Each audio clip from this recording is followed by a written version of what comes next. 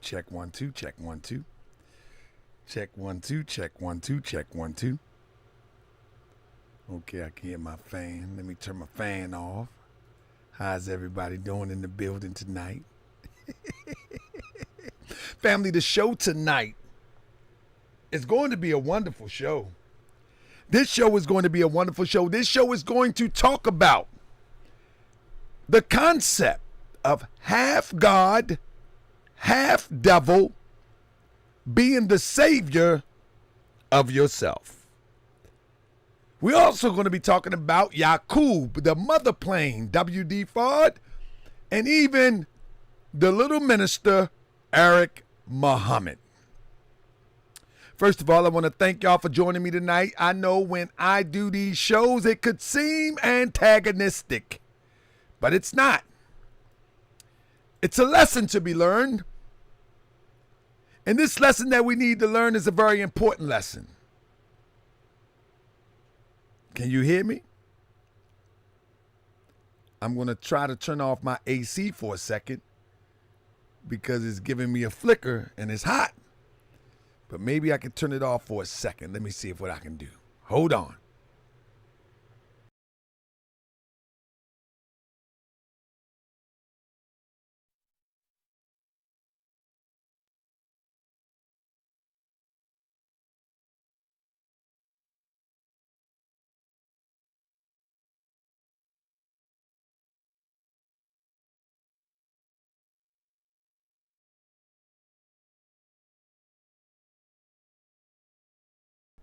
Now, if it gets too hot in here, I might have to turn the air back on, but I don't like the air breathing through the microphone because this is about to be the best podcast on the internet real soon.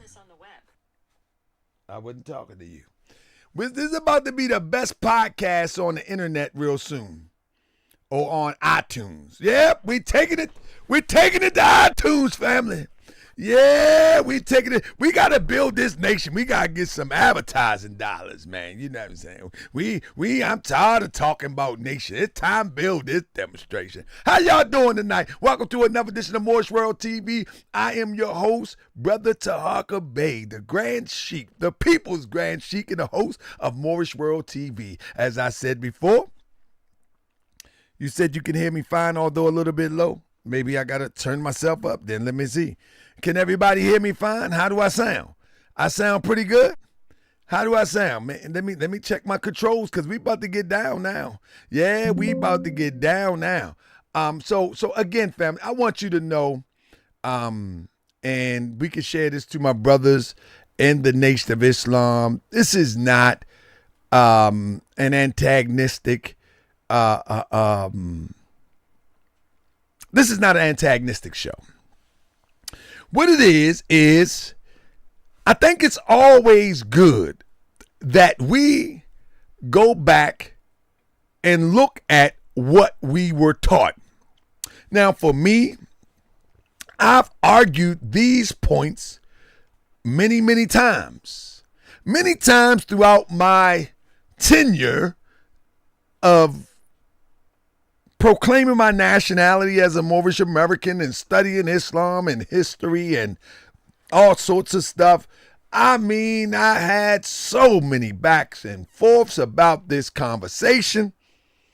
And I'm well established in my position as it relates to this conversation. And I think that it's good that in today's world, although some might get mad, that I can share with you the research that I have come to discover as it relates to this conversation and some of the logic. You know, the logic is very important also. One of the things that hit me when I was thinking about the little minister, Eric Muhammad, he was posting this, he was posting that, and man, he was posting so much stuff over and over, but it was so unfortunate that he's a lazy researcher. He's very lazy in his research. He was posting something Maybe I didn't pull it up, but let me pull it up real quick. The sayings of Prophet Noble Drew Ali. Prophet Noble Drew Ali. So he was posting something that he had got off the internet, and he actually ordered it from somebody, and pretty much I think he got robbed. But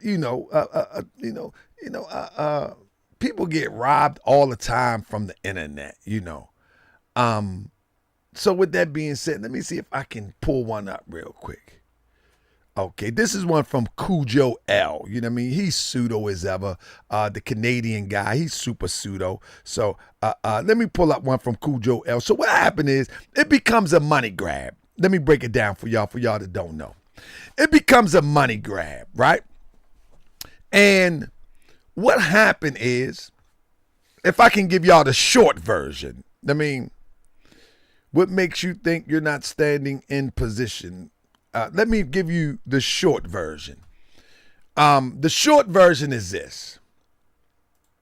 During the 1970s and 80s,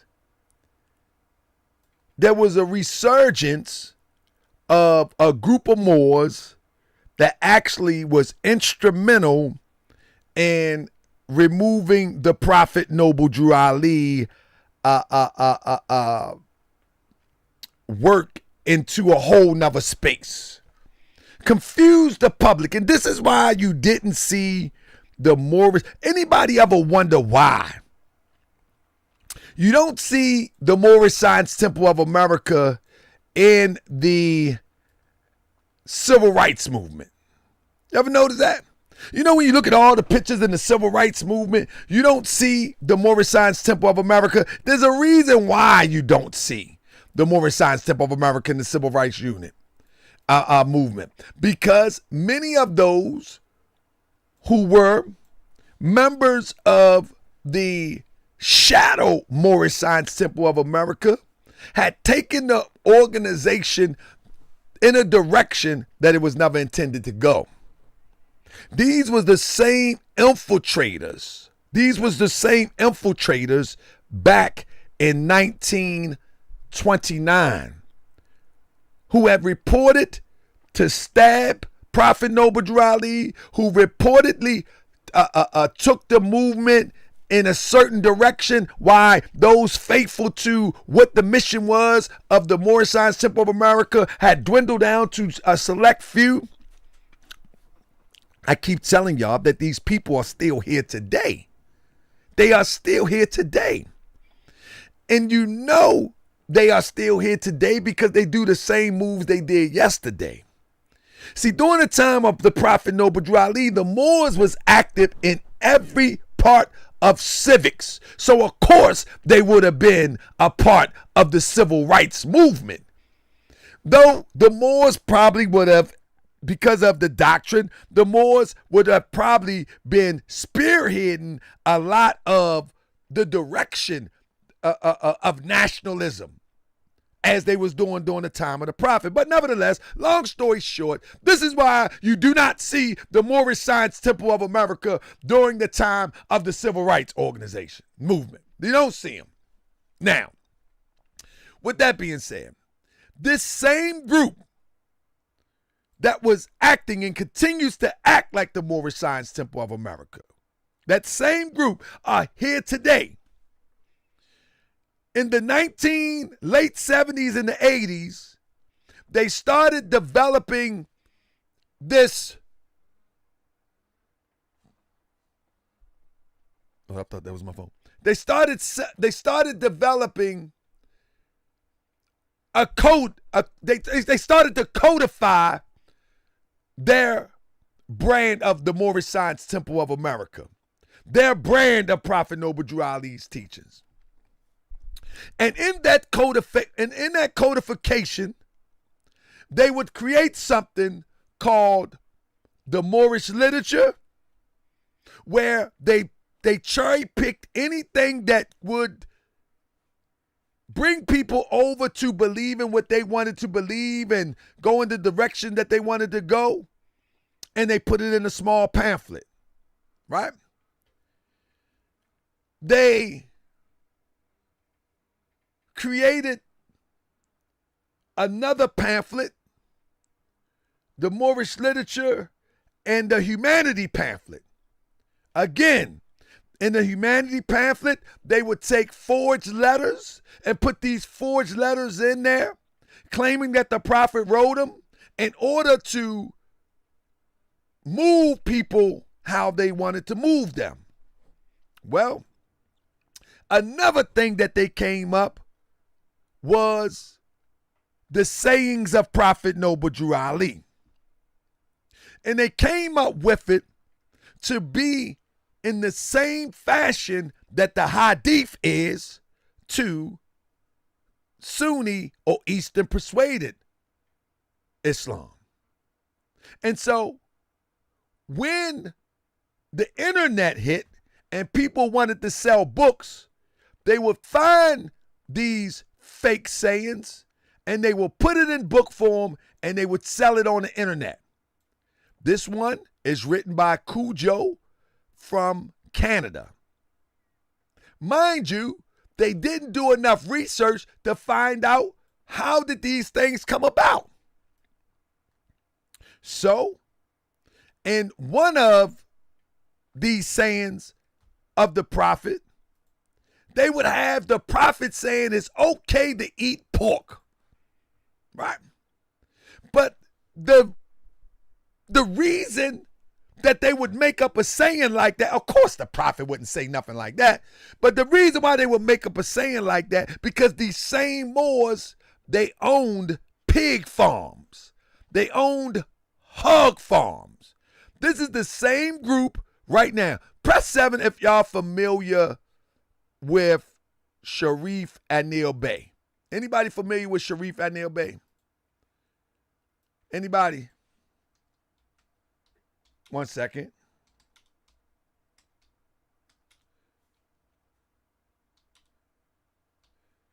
I want to find something real quick. Anybody familiar with Sharif Anil Bey? Well, Sharif Anil Bey is a part of this group today is a part of this group that extends from that same group. You hear me? Now let me tell you why I say that. Because that same group today, they got restaurants that sell pork chops right now. They sell pig feet right now. They sell, I ain't gonna put them on blast because you might want to go get some pig feet in there and you ain't gonna blame me for messing their business up. You know what I'm saying? But the point that I'm making is they had businesses that conflict with the doctrine of the Moorish Science Temple of America, and so they altered and created these sayings to suit their needs. Now, for the little guy, Eric, I know you watching. Brother, I've been dragging them for years, and I even exposed this way before you started reading this.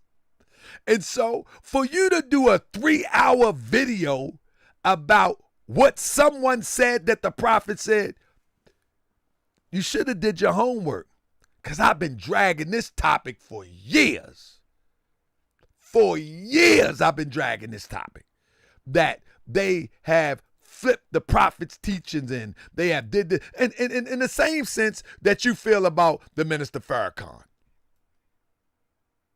I've been dragging it for years. I just haven't been disrespectful the way that you are. I just call a spade a spade.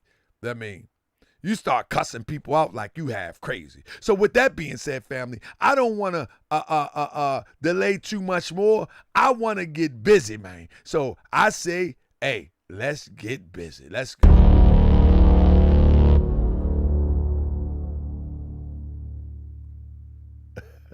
Oh, wrong video. Wrong video. Hold on. I'm tripping. Hold on. Is that the right video? I'm just too funny. Hold on. Hold on. Y'all done messed me up. Hold up. 1 second. I mean, now, let me get my video right. Hold up, man. That wasn't right. How did that happen like that? All right, hold on. That's the wrong video. Hold up. 1 second. Let me check something. Anyway, fam, don't do your thumbs up. I think that was the wrong video. I'm talking about, I think that was the wrong video. I'm tripping. I think I'm tripping. Hold up. This is the wrong video. Stop, Grand Sheik. Stop. Grand Sheik, you need to stop, man. For real, you need to stop this, man. They gonna get so mad at you, man. Anyway. All right, man. They gonna be mad at you, Grand Sheik. All right, I'm gonna just let it play. I think this might be the right video, man. They gonna be mad at you, man. All right, just let it go. Just let it go. That's right. Hold up. What am I doing here? To topping into billions and trillions of years. All right, here you go. I'm coming. Let me just let it rock.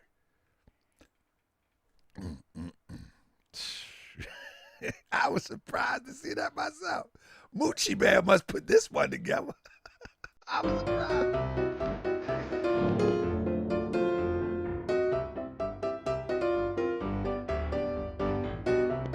You are? Reading from? I didn't write this book, I'm just reading it.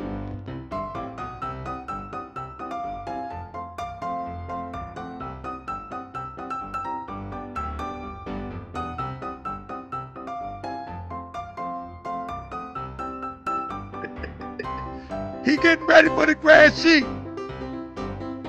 Brother Slave of Temple 7 said that someone in Cleveland, Ohio asked the prophet, should we eat pork?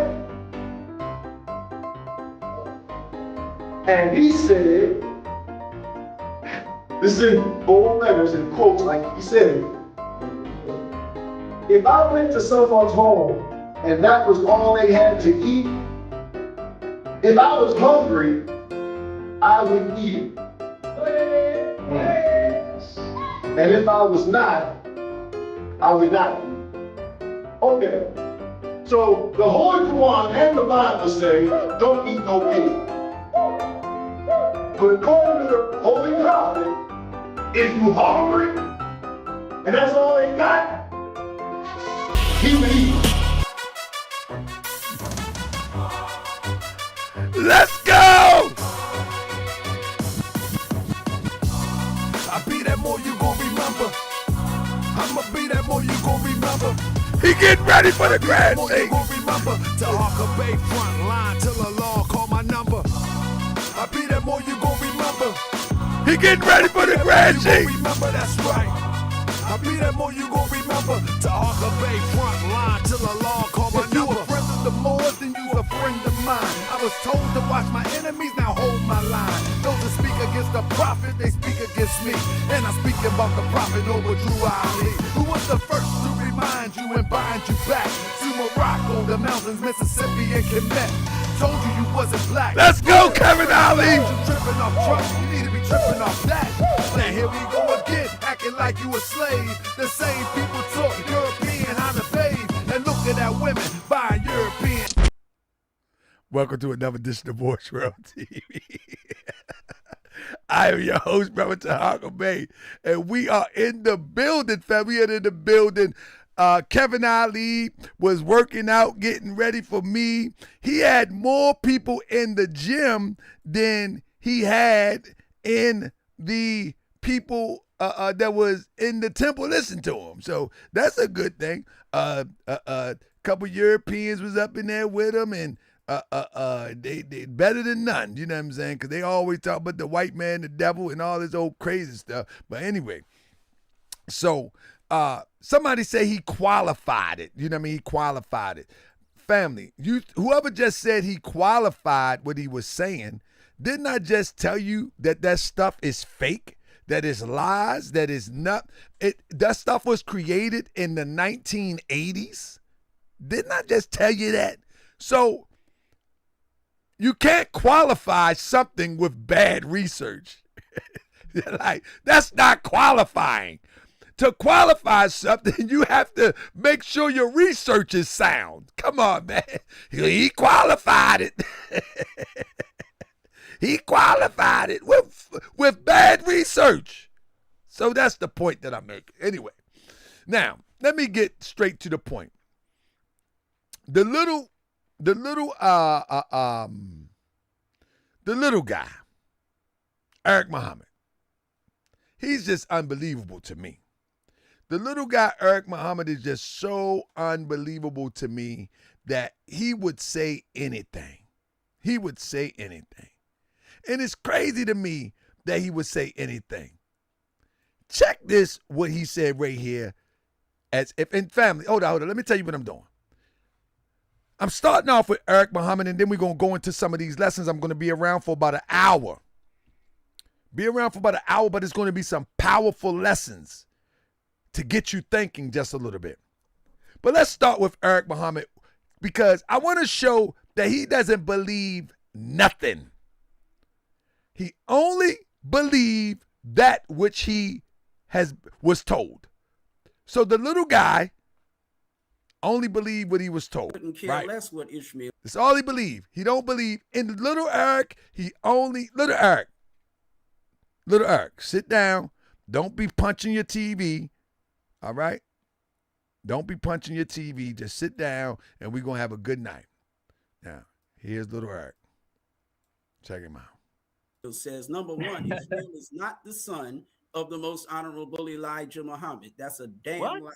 Elijah Muhammad, like I said, I didn't stutter. Ishmael is not the son of the most honorable Elijah Muhammad. His brother Rasul was not the son of the most honorable Elijah Listen Muhammad. closely. His mother, Tainetta Dinar, not Tainetta Muhammad. The messenger didn't call her Muhammad. The messenger called her Dinar. Was not his wife. The messenger had 6 sons and 2 daughters by Clara Muhammad, and only 6 sons and 2 daughters by one woman, Clara Muhammad. Now, let me stop right there. Now, this is where it doesn't make sense to argue with a person like little Eric. It doesn't make sense to argue with a person like little Eric, because he's saying that Elijah Muhammad only had, I forgot how much he said, because I know what he had for real. Let me run that back. He said 6 children, 8 children. Let me see. And only 6 sons and 2 daughters. 6 sons and 2 daughters. When in fact, the information is there. The information is there, Eric. Why would you say something like that knowing that the information is out there? That anybody can go and check it out. Let's go check it out real quick. Because this is why it doesn't make sense. People was asking, man, when you going to do something about Eric? When you going to do something about Eric? Why would I do something about Eric when Eric would not respect real research? You know what I mean? It doesn't make sense. But I found reason, if you will, to I found ways to use him as a sounding board. You know what I mean? I found a way to use him as a sounding board, and so now we're going to use him as a sounding board. All right? Now, with that being said, let me move this out the way too. With that being said, let's use him as a sounding board. Elijah Muhammad's fortune. That's what we're going to talk about in 1 second. Let me break it down for you. I'm going to slim myself down, and I can move little Eric over here. Let me move little Eric over here. And let's talk about this fortune, all right? We're going to talk about this fortune. Let me move little Eric over there. Now listen, here we go. Here we go. Somebody say, what's the point of this and what problem are you trying to solve? I'm trying to get our people to think rationally and logically so we can compete with those people who have dominated us for the last 2,000 years. If we're not thinking rationally and we're not thinking logically, there's no way we'll be able to compete with those who have oppressed us for thousands of years. So QFC 165, you don't have to watch this. You are free to leave. But for those who want to think logically and rationally and get the wheels of their mind turning, that hopefully they will birth children that will fight for our independence as a separate group of people that is connected to all groups of people, then, hey, we're going to watch this and we're going to learn. But now you don't have to. Let me get to the point now. Nearly a decade of litigation ended Thursday when 22 children of the late Elijah Muhammad. Y'all hear that? You see what I'm saying? See, Eric is not going to want to listen to this. Nearly a decade of litigation ended Thursday when 22 children of the late Elijah Muhammad was awarded more than $5 million by Cook County Circuit Court judge who ruled that the Southside Bank had wrongly turned over Muhammad assets to his Nation of Islam organization. Do you remember? Family, press 7, do you remember? Because I got to bring this to help people I have to remind people. Remember when I said that the Nation of Islam did not have the elements of a nation? And I said that there was nothing in place for the nation to move on to a nation because all of what was obtained by members of the nations was owned by Elijah Muhammad. I said that. Now we're going to qualify it. I said that all that was made, all the newspapers that were sold, all the bean pies that were sold, all the fish stores, all of the restaurants, all of the bread, everything that was sold was being sold by those who work for Elijah Muhammad, not for a nation. No difference than what Farrakhan has in the final call. Farrakhan organization is called Final Call Incorporated. And though people might believe that they're fighting towards building and constructing a nation, they are fighting to build corporations. They're building corporations. I know this is hard. I know this is hard for some people to receive this, but you gotta hear it. Even those who've been out there selling newspaper. You're building corporations, not nations. That's all you're doing. Now, but because people like to act as if they don't understand what I was saying and they think I'm just trolling, then it makes sense for me to break it down to you. It makes sense. Listen, Judge Henry Budzinski ruled that $3.3 million in assets and $2.4 million interest occurred since Muhammad's death, February 25th, 1975, must be turned over to his estate by Daiichi Kango Bank, formerly First Pacific Bank of Chicago. Rufus Cook, attorney for the estate in the suit against the bank, said the only heirs are Muhammad's 7 legitimate children and 15 illegitimate children. The money will be divided equally among them after bills and claims against the estate are paid, Cook say.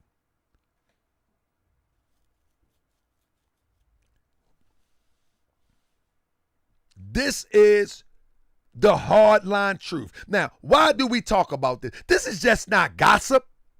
The question is, do we or don't we want to build a nation or not? And if we do want to build a nation, we have to look at the things that took us off track. Family, press 7 if you understand what I'm saying. If you want to build a nation, we have to look at the things that yesterday that happened where we thought we was building a nation and it didn't come into fruition. We have to look at it. Without looking at it, we don't know where we went wrong. Period. People that get all sensitive, then they just want to be sensitive and emotional. But people really want something, man, they're going to look at it with a fresh pair of eyes. See, people like Eric Muhammad, he's not going to listen to this. Oh, it was the devil. People that are cult members, they ain't going to listen to this. They're going to say, oh, that's the white man, the devil. Does the white man, the devil said it? You believe it? No. What about the child that by DNA test or whatever test they use to certify there was a child? What about that child upbringing? What about that? What about the 22 children? Oh, the white man said it. No. We gotta stop this. Do we want to get past oppression? Do we understand that we are in a place? Do we understand that we are in a place where oppression has took a technical turn? That took a turn that is now consistent with internet, live streams, and all in between to manipulate us. Do we realize that? Oppression is not like it. Oppression today does not look like it did yesterday. We think we free. We even feel like we free. But all of the things before us is meant for our destruction, and we can't think ourselves past it. And so the purpose of Moorish World TV is to get us to thinking past what we think is real. But it's not real. So let me finish this line. And this is what this show is all about. We're going to think and look into these things to see if it's legitimately real. The doctrine of the NOI. Does it make sense? And is it legitimately real? You know what I'm saying? Let me say this to this and then I'll move on. Wave Living says you should reach out to leadership within the nation with your nation ideas, so more, et cetera, et cetera. Let me say this, family. Nobody wants to talk about this. Listen, if people wanted to start talking about this, trust me, everything that I'm saying, they already know. It would have been a conversation. Don't be fooled like I am the only one that know this. Don't be fooled. Anyway, let me go.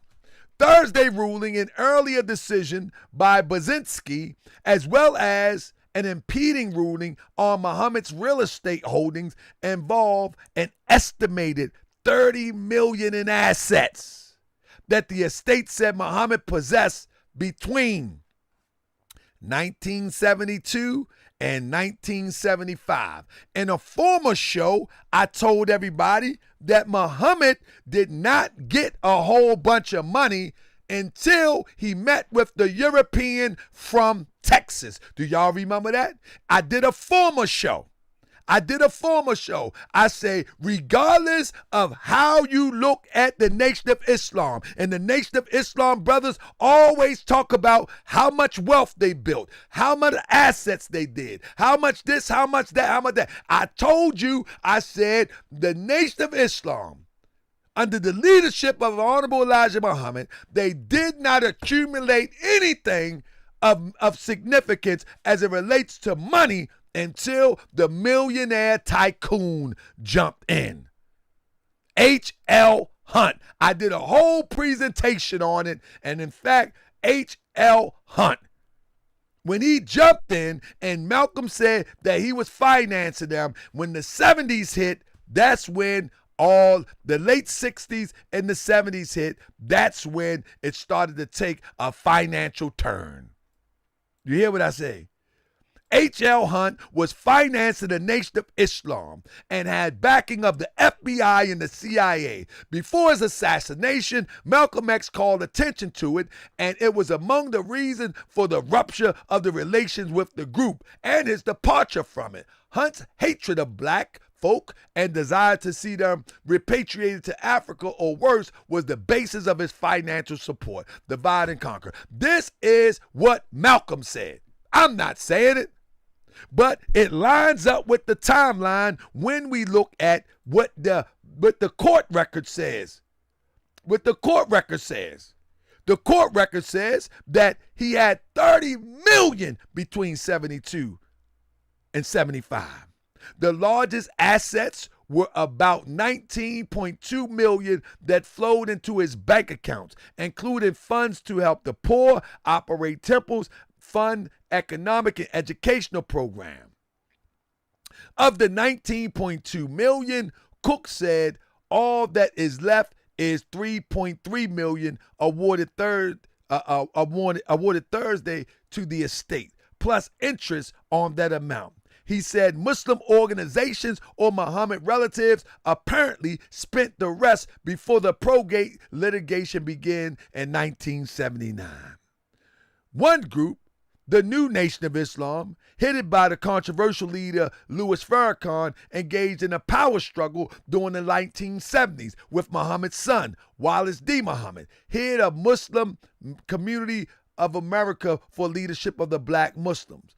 Cook also argued that 3.3 million was given to Elijah Muhammad as personal gifts or donations to him as a leader of the Muslim nation. He said the donors wanted Muhammad to enlarge the nation and also to ensure that he and his family never wanted for material comfort. But William Hines, attorney for the bank, argued that the money was donated to Muhammad to build a nation and not as a personal gift. The people gave and gave until it hurt, he said. He was the only one they felt they could trust to build a nation, a religious and social organization. The judge noted that after Muhammad's death, the 3.3 million was transferred into an account called Wallace Muhammad Poor Fund. The judge said that if the bank believed those funds was for the Nation of Islam, they should have named the funds the funds as such. He also noted that after Muhammad's death, the bank froze the fund temporarily. Hold on. Maybe y'all ain't hearing that. The judge noted that after Muhammad's death, the 3.3 million was transferred into an account called Wallace Muhammad's Poor Fund. The judge said that if the bank believed those funds was for the Nation of Islam, they should have named the funds as such. He also noted that after Muhammad's death, the bank froze the fund temporarily, evidence that it's considered it a personal fund. Thursday ruling brought an end to much of the litigation started 7 years ago when 3 of Muhammad's illegitimate children filed suit to recover their father's personal assets from the organization. Under the Illinois laws, children born out of wedlock have the same right to inherit as legitimate children. The litigation has gone to the Illinois Appellate Court once and will go there again if attorneys for the bank decide to appeal. An appeal would have to be filed within 30 days. In an earlier trial on an issue that ended in 1982, Budzinski ruled in favor of the children. A decision reversed on appeal in 1984. The appeals court sent the case back to Budzinski for the purpose of gathering more evidence on who actually owned the assets that went to Muhammad's bank account. The first trial lasted more than 4 months and included 16 6,000 pages, testimony and 16 witnesses. The second trial, ordered by appeals court, which began this spring, lasted more than 3 weeks and included 13 witnesses, 22 exhibits, and all the evidence. In 1982, Brzezinski awarded $4.6 million to the estate, which would be divided amongst Muhammad's children. Interest collected since then increased to $5.7 million. Let me stop right there. Let me tell you what the point of this. Again, I've been telling people for a long time. I've been telling people for a long time. Family, this is not about anti-Farrakhan. This is about anti-foolishness, anti-lies. We're talking about trying to get ourselves together as a people. That's what we're talking about, all right? That's all we're talking about. This ain't anti-Farrakhan. Why would I be anti-Farrakhan? In fact, Farrakhan is one of my top inspirations for what I need to do for the Moorish Science Temple of America. However, I am smart enough and intelligent enough to look at where the Moors went wrong, to look at where the nation went wrong, and any other liberating group went wrong, and try to do better than what they did. That's where I'm at with it. But anyway, let's get to it. Eric Muhammad. Where's Eric Muhammad video? What did he say?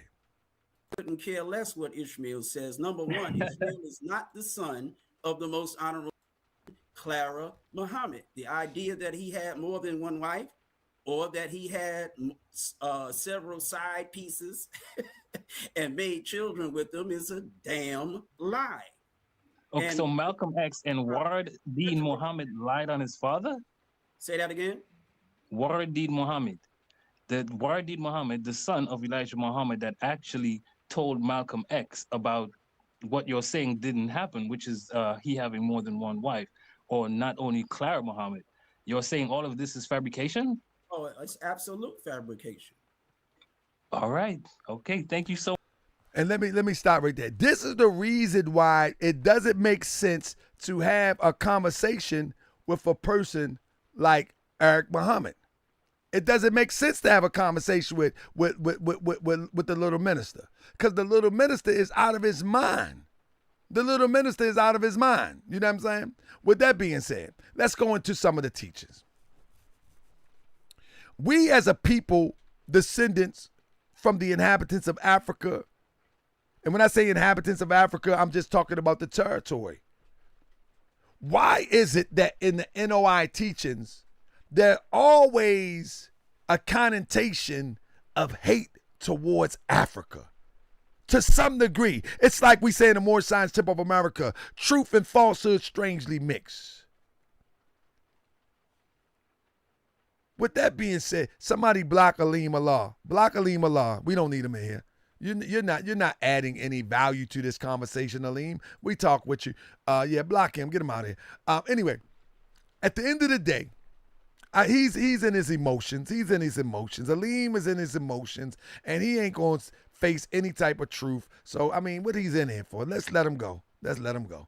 I mean, now, with that being said, when you look at these lessons, right, and one of the lessons in supreme wisdom, if I'm not mistaken, it says, why does the devil call our people Africans? Now listen to the duality of the high and the low vibration of this answer. To make our people of North America believe that people on the continent are the only people they have and are savage. Can you imagine that?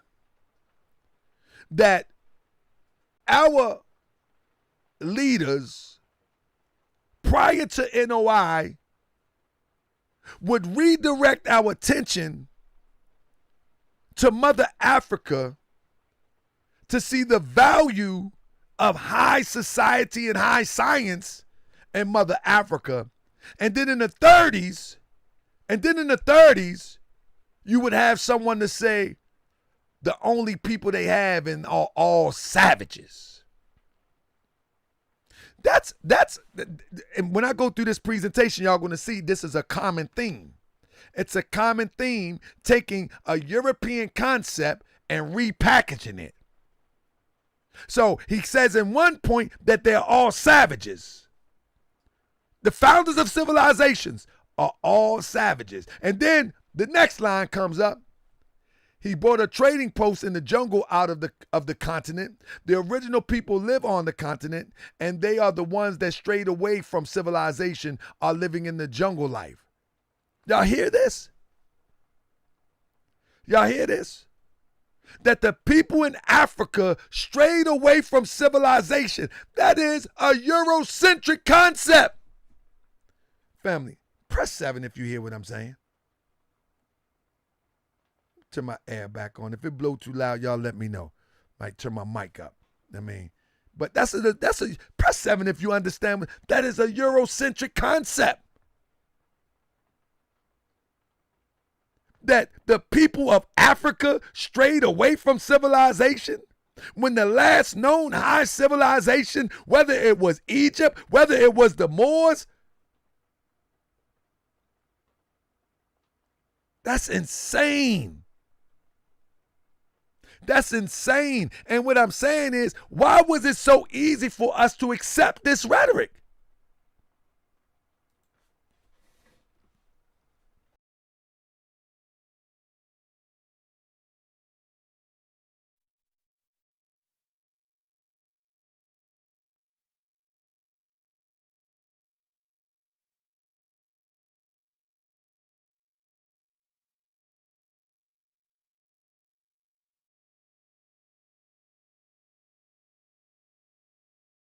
Check. Why was it so easy for us to accept this rhetoric? And when I say we, I'm talking about us. Us in the 30s, all the way up to the 60s and 70s, even in the 2000s. Why is it so easy for us to accept this type of rhetoric? This self-hate rhetoric. The original people called this continent Asia, but the devils call it Africa to try to divide them. He wants us to think that we are all different. Now, let me stop right there for a second. Now, there's a little bit truth in there. But one of the things that I do as a researcher is I hold the standard of the information from the person standard who delivered the information. So if you give me information that the black man is God, that your information came from God in the person, then your information got to be right and exact. It got to be right and exact. It cannot be almost right. As Farrakhan who happened to be around the Honorable Elijah Muhammad in the latter.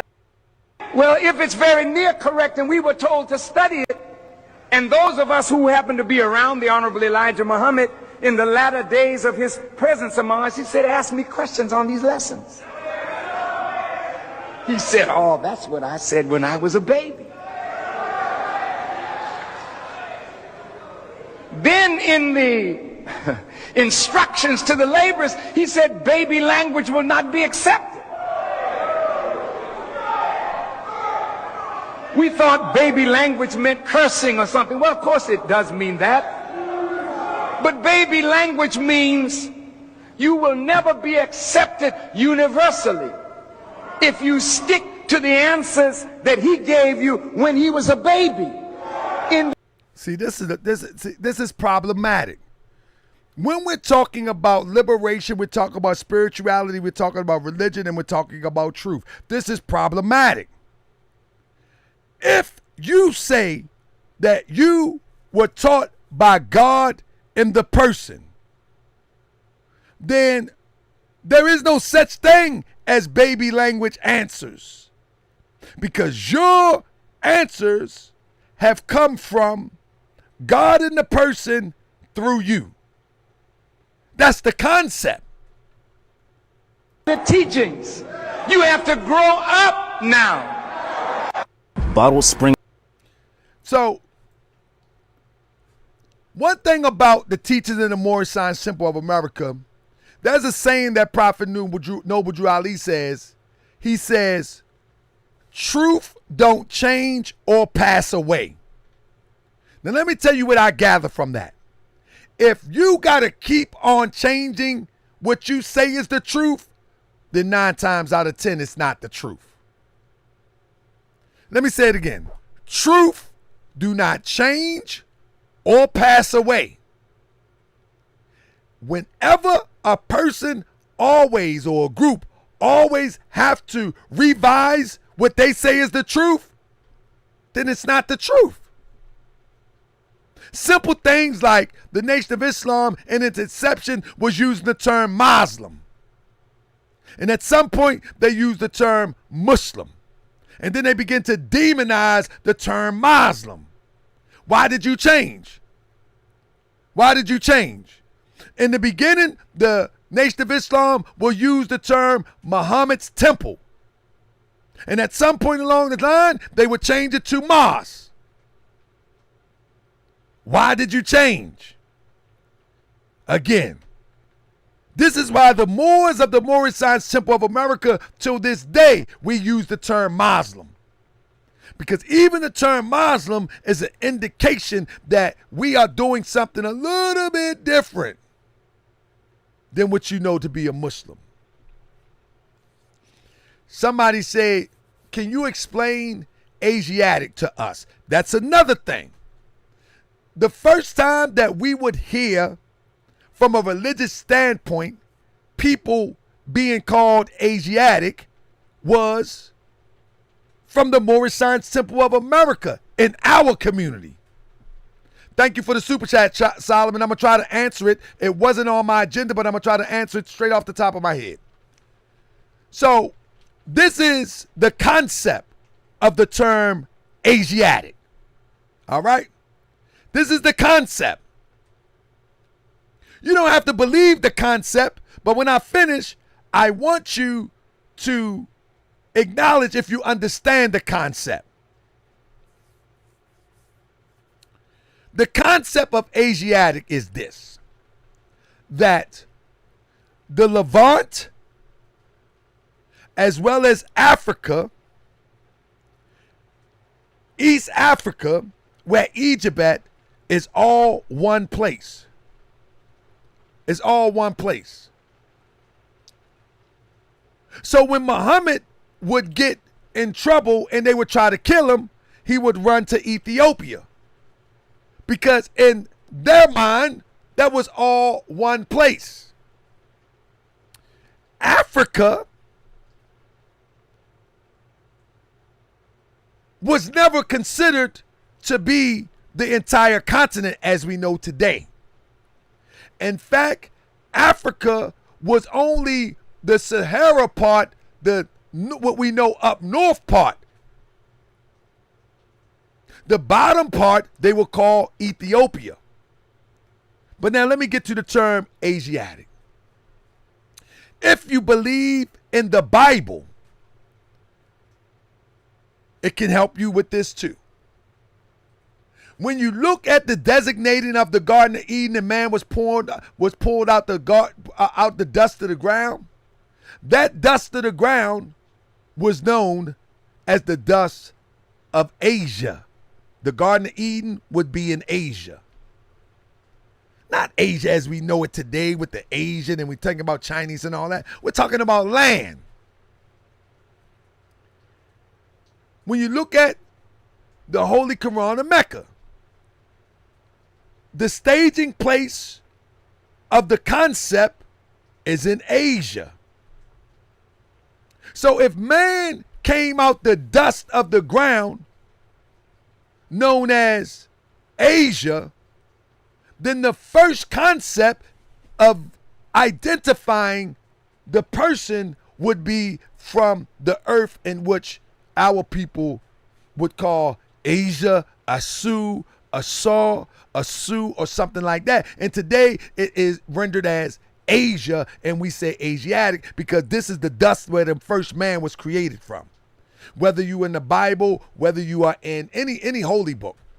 So that's the concept of it. Press 7 if you understand the concept. Africa is a term that came later. That is a fairly new term.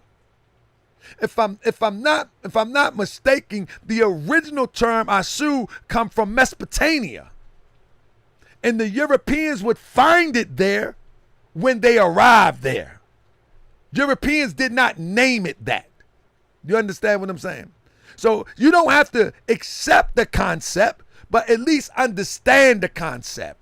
That whether you in the Bible, whether you are in the Quran, or whether you are in any spiritual book, if you believe in the concept or have an idea of the concept that the physical man was poured from the dust of the ground, that dirt was the dirt of Asia, hence the term Asiatic.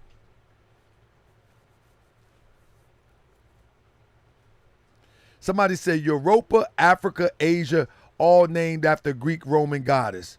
Benny, you're trolling, you're wrong. Europa is not named after Greek Roman god. Asia would be defined as eastward. Eastward, the rising of the sun. If it would mean, see, it's a difference between definition and meaning. It implies the rising of the sun. Europa was not a European Greek Roman goddess. Africa was not a Greek Roman goddess. In fact, Afrique. And you got to study North Africa before you can understand what Afrique is. And when Africanus would conquer parts of North Africa, he would take on the name Africanus. Thank you for the super chat. Do anybody understand when people say Africa is named after a European? Africanus. That's not true. When he conquered parts of Libya, etc., he took on the name. The name was, Afrique. And he took on the name Africana. But anyway, let me get on to my next point. Don't let me get sidetracked no more. Let's get into this. Now, another thing in lesson 10, it says, why did Muhammad and many Muslims murder the devil? What is the duty of each Muslim regards to 4 devils? What rewards does a Muslim receive by presenting the 4 devils at one time? Listen to this. See, people want to talk about allegory, this, that, and the third, but man, we got to teach this to children. Because he is the 100% wicked and will not obey the laws of Islam. His ways and actions are like a snake of the graphic type. So Muhammad learned that he could not reform the devils. So they had to be murdered. Now stop right there. If you cannot reform the devil, then why in any stretch of imagination would anyone accept that your redeemer, your helper, is going to come from a half devil and a half original man? If the devil can't be redeemed, why would you even trust one that is a half? I'm speaking of concepts of the Nation of Islam. They say Master Farad Muhammad was a product of a European devil, in their words, a European devil and an original black man. But if the devil can't be reformed, why would you even attempt? Now, let me stop here. The reason why this is important is because there is no doctrine that liberates people that uses that concept. There is none. There is none. The concept of liberating people,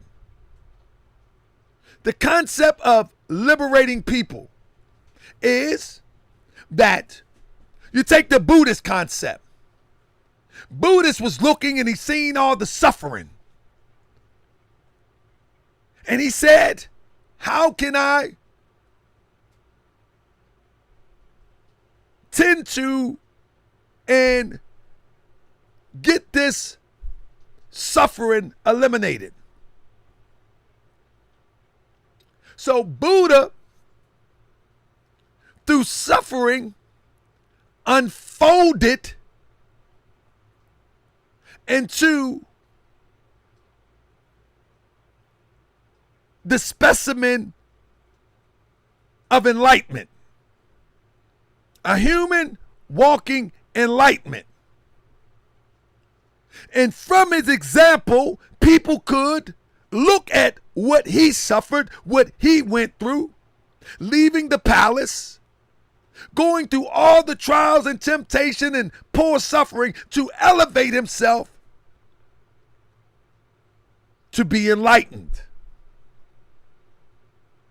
Follow me?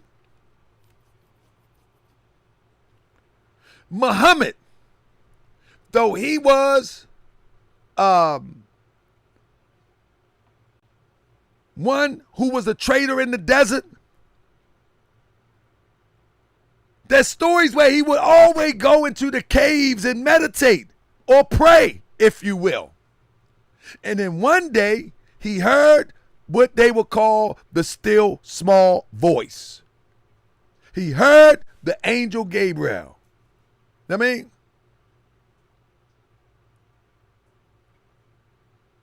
I'm going to get to that in a minute, Gerald. I'm glad you're here. And in that awakening, Muhammad will go forth and reconstruct the region in Islam. Now, for my brother Gerald, who also gets emotional, he says that nowhere in the teachings Elijah Muhammad does, and nowhere in the teachings of Elijah Muhammad does he teach Master Farad Muhammad was half original. Brother, this is where the buck stops. You said there's nowhere in the teachings that Elijah Muhammad teaches that Master Farad Muhammad is half original. Brother, have you ever heard of the story of, and I forgot to send this to myself, have you ever heard of the story about Master Farad Muhammad, mother and father? Have you ever heard of that, brother? Have you ever heard of his mother and father? If not, we're going to talk about it in a minute. Since you want to act crazy, we want to talk about it in a minute. Have you ever heard about his mother or father? Because if you heard about his mother or father, it makes him half devil. Don't you know that? Don't you know that? I mean, do I have to explain that to you? Do I have to explain that to you? That if you know the story about his mother or father, then you would know that he's half devil. Like, let's stop playing games. Like, I know it's harsh for me to say half devil, but in order to wake us up from this slumber, man, we got to say something. We got to say something. Do you know the story, brother? You're not saying nothing. I don't see you saying nothing. I don't see you saying nothing yet. So now I'm going to have to tell the story for those, because it is a weird story. I know it is. It's a weird story. I get it. And so, but we're going to talk about it. All right. Let's talk about it. Don't worry about it, Gerald. Gerald, I'm not your enemy. I'm only one who loves to do research. I'm only one who loves to come to conclusion with research. That's it. I am not your enemy. You know what I mean? And if you got some research to topple what I'm saying, brother, bring it on, brother. Because at the end of the day, we just want to get right. Ain't nothing wrong with wanting to get right. I don't think so, is it? Anything wrong with wanting to get right? Huh? I don't think so. Let's get right. So, with that being said, let's talk about it. Let's talk about it. Now, Solomon O'More spoke about Baby G and Alfonso. Now, listen to those words. Baby G and Alfonso. Does that sound like an Eastern name? Does that sound like a Arabic name? Any way, shape, or form? Does that sound like that? I need to know. Do it sound like that? We know it doesn't sound nothing like that. It don't sound nothing like an Eastern name. And like, let's just accept it that it's not an Eastern name. It's not. All right. So because it's not an Eastern name, what is the meaning of the name Baby G and Alfonso? Why would one says that he's coming to deliver a people and pretty much says, okay, the name is Baby G. Now let me read it. Maybe I can share it with you. Let me see if I can share this with you real quick. Let me open another window.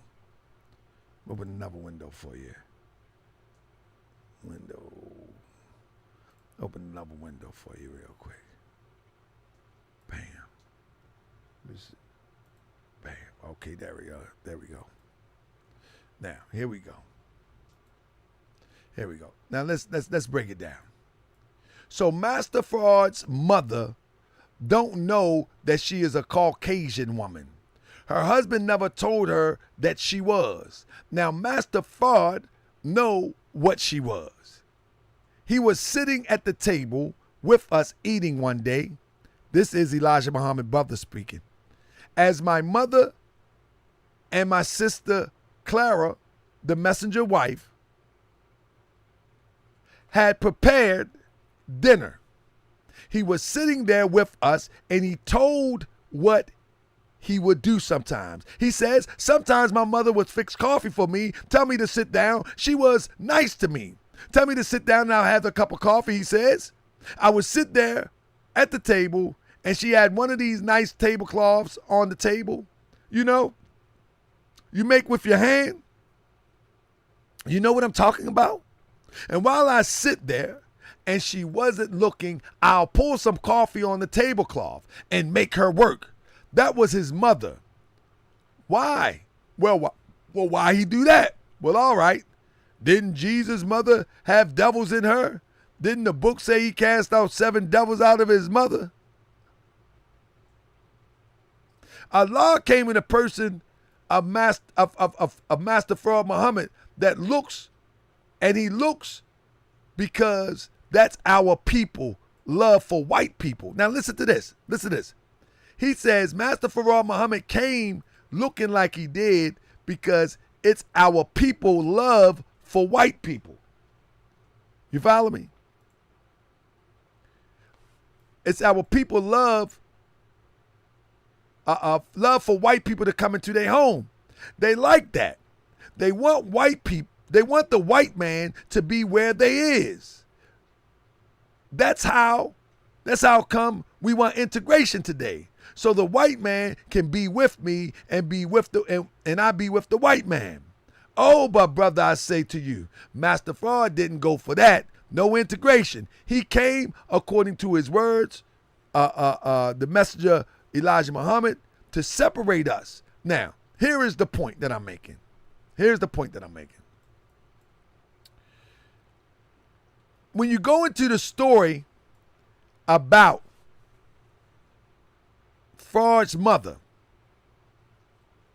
Baby G and Alfonso, his father, it doesn't make any sense from a linguistic perspective of somebody's being from Mecca. That's number one. Number two, another problem that we face that's real problematic is Elijah Muhammad brother confirms that this is Master Farad Muhammad. That this is Master Farad Muhammad.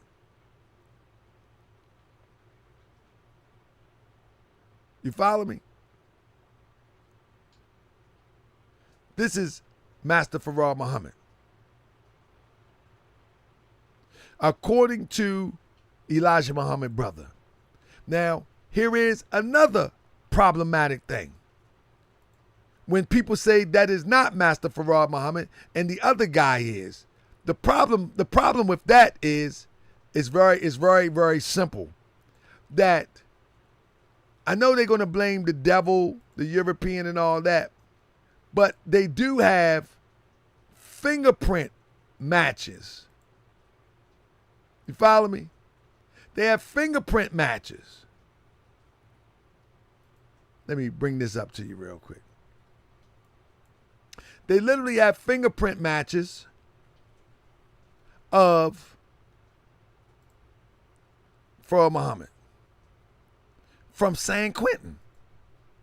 And guess what? People won't even admit that this is the same person. This is why it's hard for us to move on as a group of people, or some of us to move on, because when we discover something, we can't let go that which we used to know. It's a major problem in our community.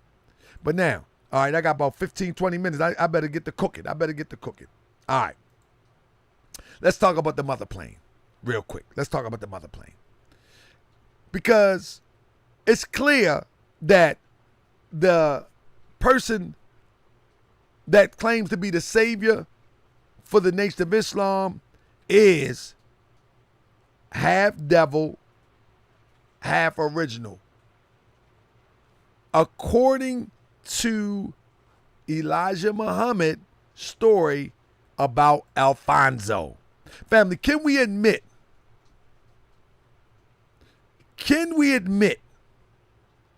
that Farad Muhammad is half devil and half God according to that doctrine, but he's the savior, but the devil cannot be redeemed? Can we admit that? If the devil cannot be redeemed, and the only way that we're going to follow, if it's one came in the flesh of a devil, this is according to the teaching. This is not me. But nowhere in history does it happen like that.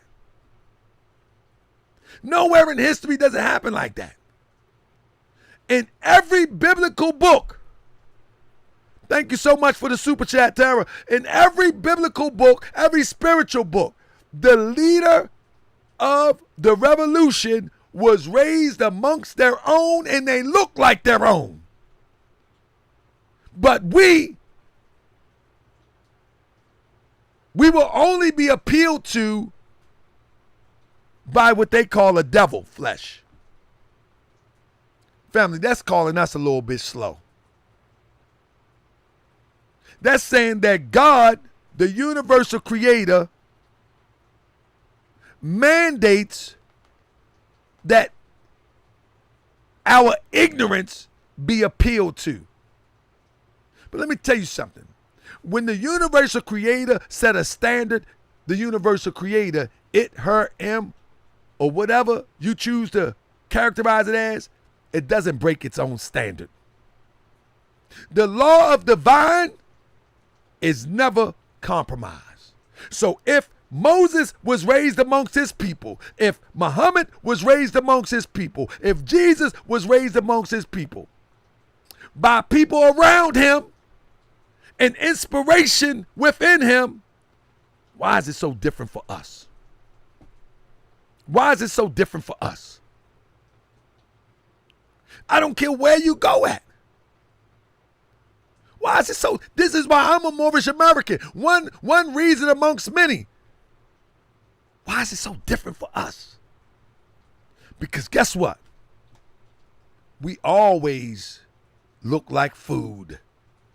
We look like food to our people, and we look like food to people who ain't our people. The only people we don't look like food to is people who respect truth. Thank you for the super chat. What half were they following? Thank you so much, random guy. We look like food. What do I mean we look like food? I just told you that every effort of business and enterprise in the NOI was owned by Elijah Muhammad. We look like food. Even to our own people, we look like food. So if I clean you up and make you want to work for me, you ever notice that brothers in the Nation of Islam, when they get sharp in their own right, they branch off and do their own thing? And then they say, Elijah Muhammad say, good homes and friends in all walks of life. They start speaking as an individual, when in fact, the name of the operation is the Nation of Islam, and there is no individualism in nation when you're in the process of building it. I know brothers in the NOI gonna get mad, but let's wake up and fix these problems. That's all. Let's wake up and fix it. Now, with that being said, let's go to the next one. Do you understand that before, let me cut this out real quick. Do you understand that before Elijah Muhammad, that there were people talking about Ezekiel? Because I talked to a brother just the other day, former FOI. I talked to him the other day, and he said, come on, Grand Sheik, wasn't nobody talking about Ezekiel Will? The first time was Muhammad. Listen, just because we're not well read in a subject, that doesn't mean that the subject doesn't exist. Before we say someone hasn't covered, only covering something that is unique to them, we should do research first. But let's start. This is a great educational lesson, family. Stick with me. Stick with me the next 15 minutes. In Hebrew tradition and classical literature, this vision does not describe an aircraft or a physical flying machine. Instead, traditional Jewish commentary views the imagery entirely as spiritual. Let me tell you this, family. When you're talking about the wheel of Ezekiel, it was never interpreted as a spaceship. Never.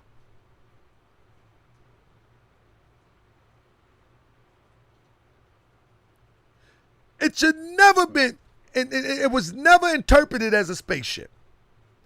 The elders, the quote-unquote Asiatic elders, they seen it in relation to their everyday move, but it was moving in the cosmos. Let me break it down what I'm talking about. And this is very important that we understand this, family. Please work with me. Please work with me. Work with me real quick, because I want you to understand how the brain get the ticking, how the brain get the clicking, how the brain get the working. Instead of traditional Jewish commentary views the imagery entirely as a spiritual, metaphysical manifestation of God's glory. The idea that Ezekiel saw an aircraft, spaceship, or UFO is modern. 20th century interpretation, popular in science fiction and ancient astronaut theories, but it contradicts thousands of years of Hebrew theology. It contradicts thousands of years of Egypt theology. Family, this concept that it's a spaceship came later. And because of the wording, you can confirm that it shouldn't be misrepresented like that. Now, I'm not good with Hebrew, but I'm real good with research. Masa Merkava, the account of the chariot. In Hebrew tradition, Ezekiel 1 is known as Masa Merkava. I hope I'm saying it right. I think somebody even just put it in the chat too. The work of the chariot. Merkava comes from the Hebrew root for riding or a chariot. However, it explicitly understood as a metaphorical throne chariot. And when it's talking about chariot, it's not talking about a flying saucer. It's talking about chariots that they would ride on earth.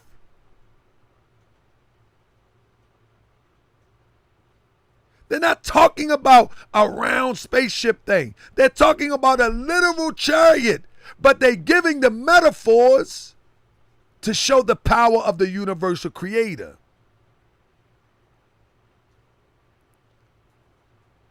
You follow me? Let me get my phone and block this guy because he said I'm just doing a bunch of preaching. Let me block him real quick.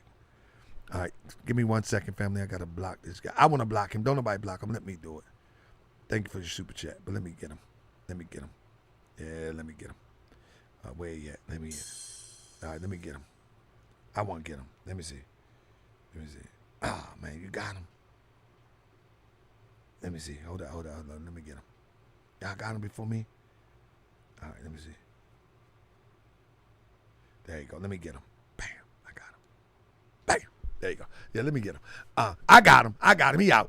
Anyway, thanks for the super chat. Anyway, the point that I'm making is this. Since he think I'm just preaching because he's not listening. When you look at, where it go at? Oh, window. Where's my window?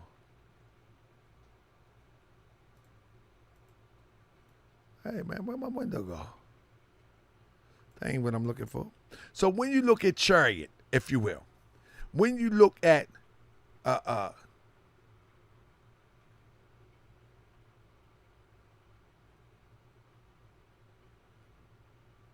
oh, he said, oh, I messed up. My bad. Let me bring him back in. Let me bring him back in.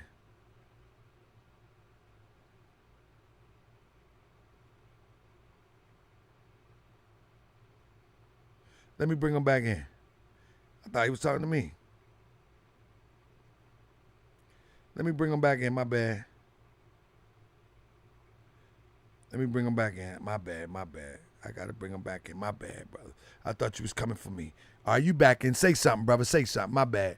Man, I'm quick on the draw, man. I'm quick on the draw.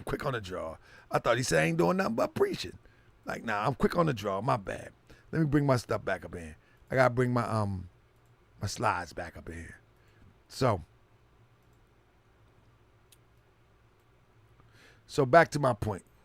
I hope he back in there. My apology, brother. My humble apology.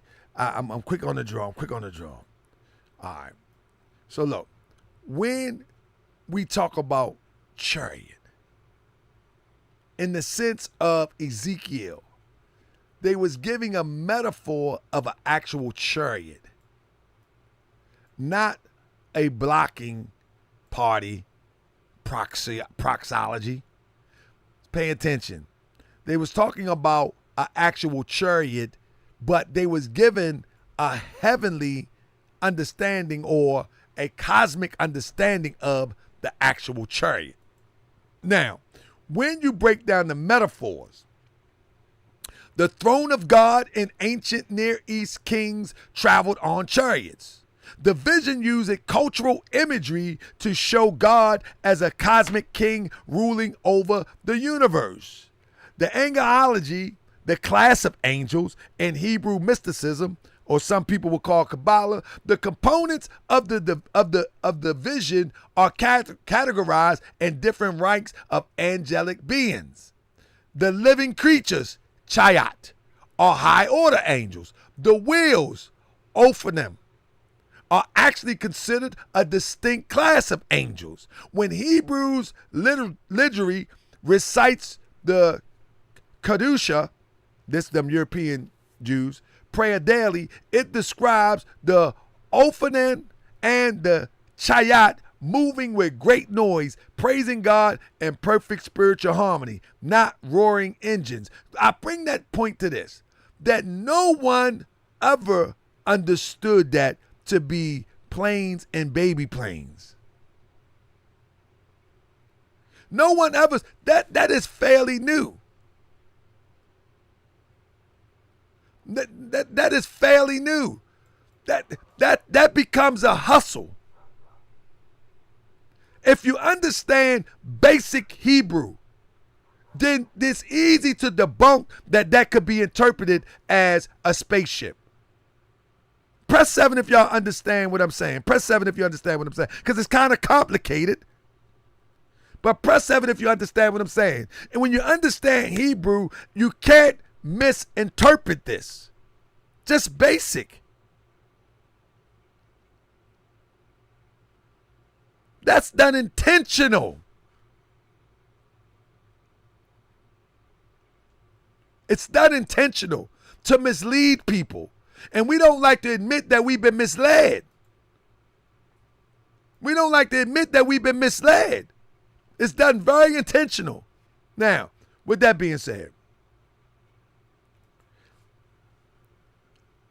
before the Nation of Islam thought about interpreting it as an airship, there was a guy in 1902, and this is for my FOI brother that I talked to on the phone, that says that the Nation of Islam was the first. I'm telling you, no.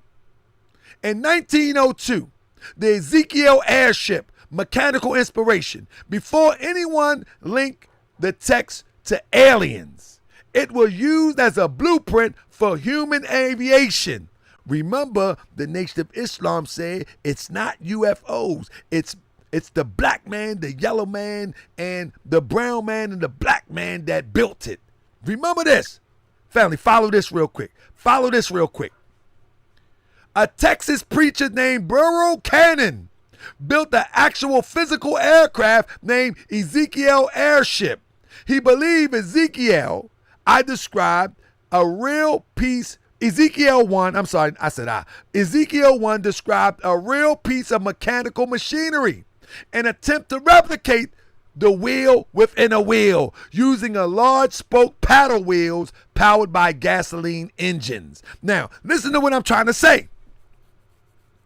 The brother from the NOI, FOI brother, I think he is, but I know he was a member of the NOI. He really went to bat to say that the first was the Nation of Islam. I'm like, nah. Now, is this the same rendition as the Nation of Islam? Of course not. However, it's the same concept. And this concept was done by a European from Texas. Mind you, remember the same Texas where H.L. Hunt was from, that they said to finance the Nation of Islam. Y'all remember that part, right? Y'all remember that? That H.L. Hunt was from. This European was from Texas, who attempted to do the wheel of Ezekiel. Know what I mean?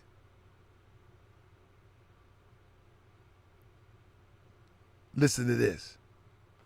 Longtime Longview resident, Reverend Burrow Cannon, shown here, may have built an airplane that flew a year before the Wright brothers' flight at Kitty Hawk, a Mississippi native. Cannon came to Longview in 1879. He was a Baptist preacher and a sawmill operator while working in Pittsburgh, Camp County. Listen to this. Canaan built a strange-looking flying machine described in the Bible. The airplane, which came to be known as Ezekiel Airship, supposedly flew 167 feet during 1902 test flight. One of the images shown here is a certificate of a stock certificate of Ezekiel Airship Manufacturing Company. Canaan sold to investors. The airplane later broke apart in a storm. Cannon formed the Security Aircraft Company in Longview. He died in 1922 and is buried in such and such. Here is the certificate from Pittsburgh, Texas. Here it is. Here it is. So you can't tell me that the Nation of Islam was the first one to come up with the concept of relating Ezekiel flying machine to a man-made machine, because we got a European right here from Texas, the same Texas that Malcolm X says H.L. Hunt, the oil tycoon, financed the Nation of Islam.